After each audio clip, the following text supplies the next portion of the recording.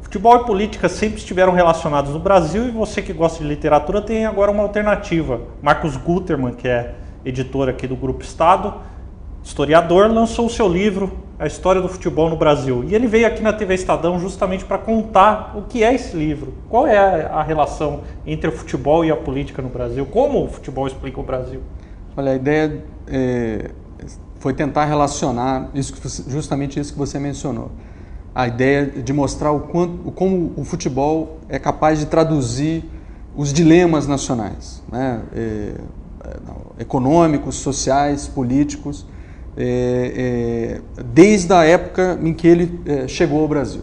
Então eu faço um retrospecto da história republicana brasileira, ao longo desse século do futebol no Brasil, com coincidências muito evidentes, né, entre o modo como o futebol era praticado e como ele se organizava no Brasil e quem ele atraía como jogadores e clubes, como os clubes se formaram, tem toda uma referência para a vida nacional, do aspecto econômico e do aspecto político. Então eu mostro essa trajetória ao longo dos 100 anos da história, tanto do futebol como da República. Dentro desse período de 100 anos, no livro você divide os capítulos por décadas. Isso.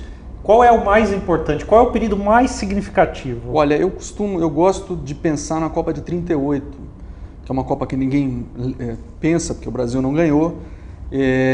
Nós só pensamos 50 pela grande tragédia que foi a Copa de 50 no Brasil.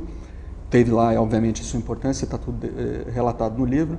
Aí o 58, 62, 70, que geralmente é lembrado ali como a afirmação efetivamente do Brasil como país do futebol e tal, mas eu gosto de 38, a Copa na França, porque 38 foi o momento em que o futebol se transformou nessa loucura, efetivamente, essa loucura que é no Brasil.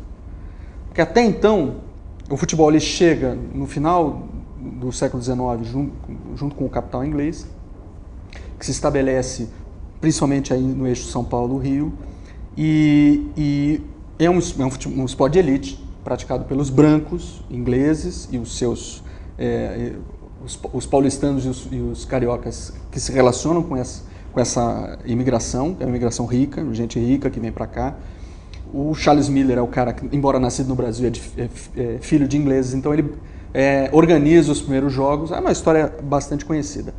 O que me importa é que com esse dinheiro, com esse capital, o mundo urbano se transforma no Brasil. E isso é que é interessante, porque você vai observar que, a despeito de toda a resistência que essa aristocracia que trouxe o futebol para o Brasil tinha em relação a essa massa de operários que está nascendo junto com a industrialização do Brasil, que eles proporcionaram, o próprio capital inglês proporcionou essa mudança no perfil social e econômico do Brasil, essa massa ela é mal vista. Diz, olha, meu clube, o clube de futebol aqui, só entra branco, só joga branco e rico. Quem for, e portanto só pode ser amador, não pode ser profissional. Isso vai mudar à medida em que você tem uma grande pressão desse grupo, dessa massa de trabalhadores querendo se afirmar socialmente, tanto economicamente quanto socialmente. E aí é que entra a história da formação dos clubes, que nós vamos chamar aqui genericamente de várzea, mas que na verdade chamar de várzea hoje não é a mesma coisa que você falar um clube de várzea como era hoje. Na época eram clubes que não podiam disputar os campeonatos oficiais. Então, por exemplo, o Corinthians, que eu gosto de dar como exemplo, que é um clube que se forma em 1910, é o centenário agora, ele surge exatamente com esse desejo. É um clube de operários querendo jogar o campeonato oficial. Para isso, vai precisar vencer uma barreira gigantesca, e eu conto detalhadamente isso no livro, porque me interessa essa mudança de perfil do futebol, porque o perfil da sociedade está mudando também, então o futebol acompanha isso. A resistência a esse operariado, aos negros, aos pobres, vai caindo na medida em que esses jogadores ganham títulos, eles são melhores do que os brancos ricos, amadores. Então, os clubes que querem, os campeonatos que ficam cada vez mais competitivos, eles precisam desses jogadores para ganhar os campeonatos. Isso vai alterar o modo como o futebol é visto no Brasil, de esporte totalmente de elite, aristocrático e branco, passa a ser, digamos, que eu chamo de contaminado por essa massa de trabalhadores.